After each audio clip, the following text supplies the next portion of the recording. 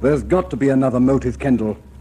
Miller and Slavin were linked through the Wherryman estate, but that doesn't prove anything, not anymore. Find the man or woman on this ship who's motivated by hatred or revenge, and you've got your killer.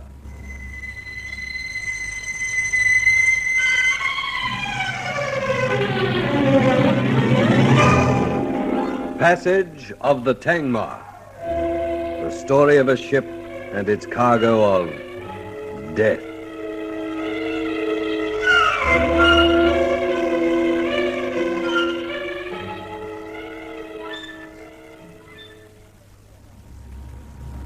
Unless you find that killer now, at once, then someone else is going to die. I don't want it to be Ilona.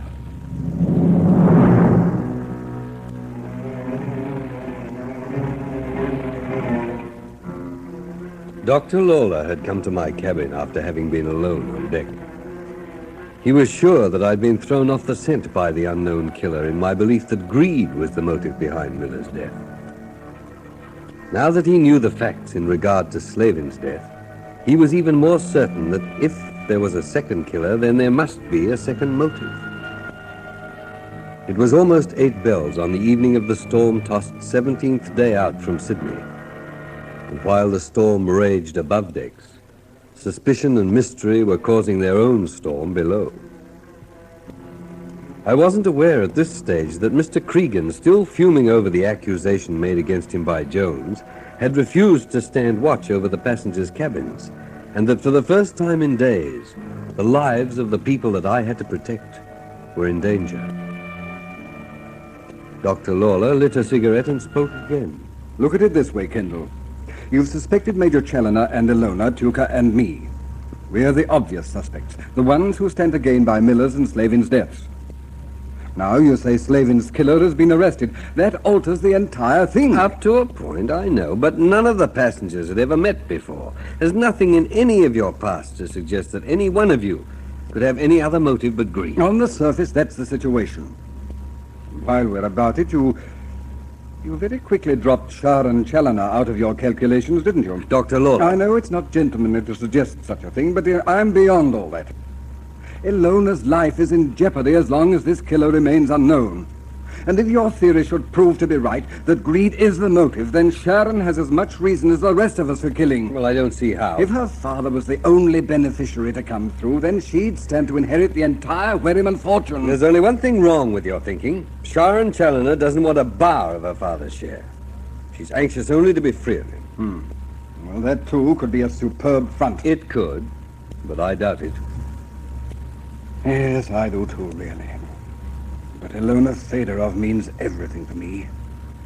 I don't want anything to happen to her because I overlooked the possible killer. Aren't you presupposing that she'll be the next one to meet the killer? Why not you, or the Major, or Tuka, Shar, and perhaps me? You can't deny that it might be Ilona, and that's all that concerns me. Oh, well, I'm due on the bridge in a few minutes. All right, I'll be on my way then. But remember what I said, Dirk. I still think there's a motive behind this that you haven't considered yet.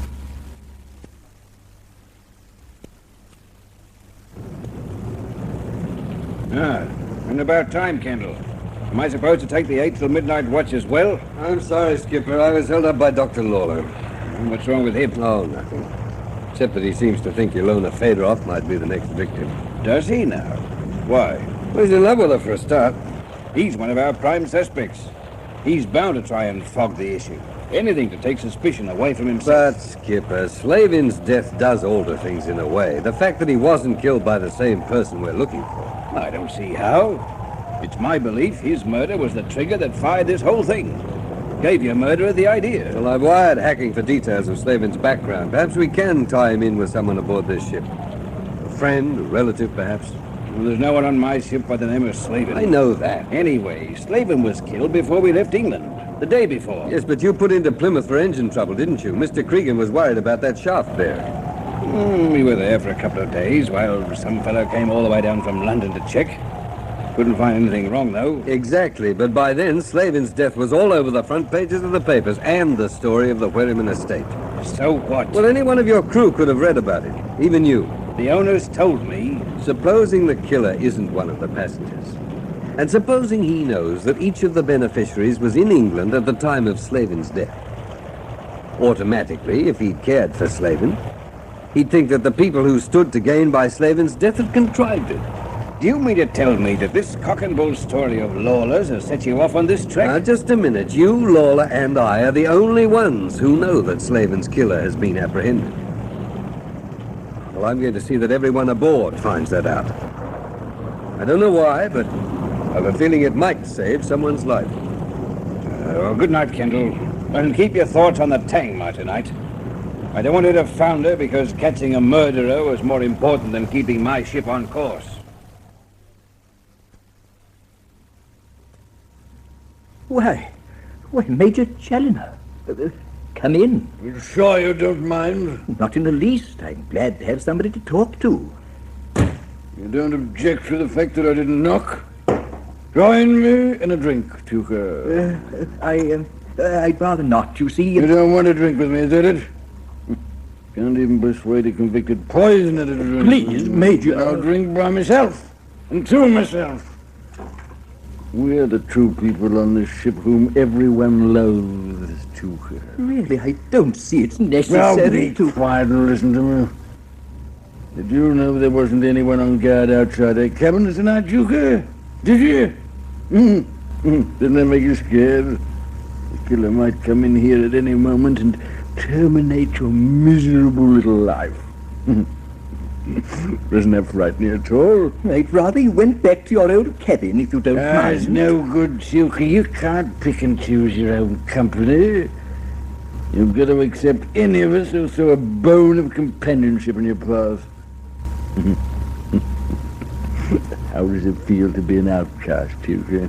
The pariah. The money won't make any difference, you know. You'll still be pointed out as a convict. It'd be better for all concerned if you died, Tucker. If you don't go, Major Challoner, I shall call the captain. What would you say to him? I told you a few home truths. Come on! Join me, Tucker. I'm in the mood to be generous.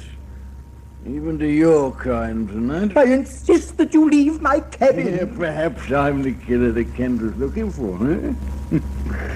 If I was, this could be your last drink. Couldn't it? You better have one, Tucker. Give you the courage to face it. You are trying to frighten me. I don't believe you. Just because we all know you for what you are, you... And what am I? If I had a daughter, I should be proud of her. Really? Or would she be proud of you, Tucker? I think not.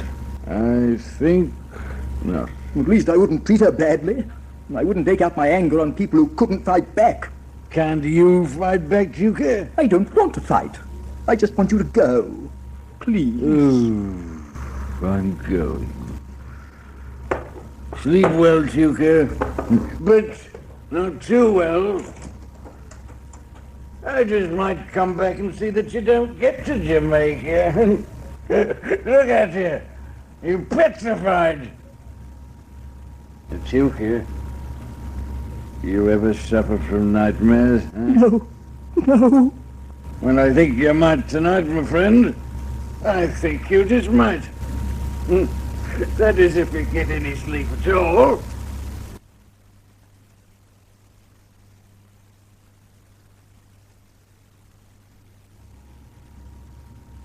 Martin, my dear, what's wrong? You seem so preoccupied. I was just thinking of my conversation with Kendall. I know I'm right. He's on the wrong track over this whole thing. No more. Not tonight, please. You will begin to frighten me soon. Yes, but you haven't heard about slaving yet. And I don't want to. Now, please, come on, smile. Let's talk about us, our plans. There'll be time enough for that when we get off this confounded ship. Martin. I'm sorry. I feel so edgy tonight. Then don't, please. Cigarette? Yes, thank you. Let me light it for you. Thank you. I don't think any of us will get much sleep tonight if the storm keeps up. I'll be too busy trying to stay in our bunks, I suppose. Yes, who is it? Me, Doctor. I'm sure you don't mind if I come in and join you?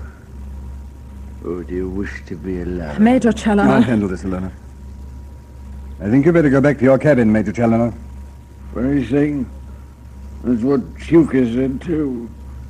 Imagine that. Convicted poisoner. Killer. Not wanting to drink with one of Her Majesty's officers. Get out, Challoner. Just a little drink. Won't hurt you. I'd like to drink to your problematical future. Come on. Out. They should have marked me. Not wanted on the voyage, Dr. Lawler. Take your hands off me! I'm sorry about that, Ilona, but... I'll go after him, Martin. Make sure that he's all right. Yes, perhaps you're right.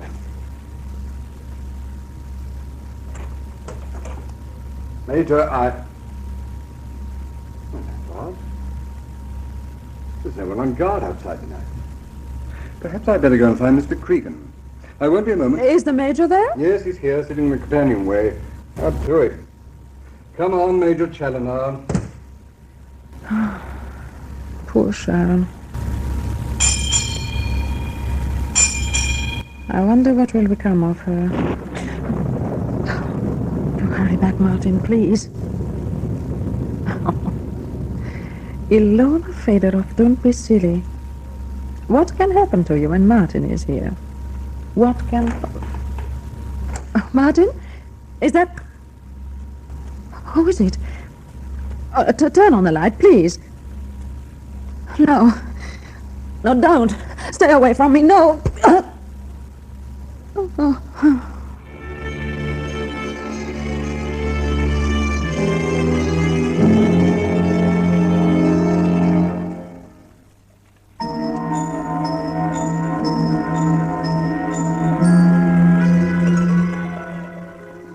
It was just after 10 o'clock. I had 2 hours to go on watch. And on the bridge, staring out into the storm-racked night, I couldn't know that the killer had struck once again in this passage of the Tangmar.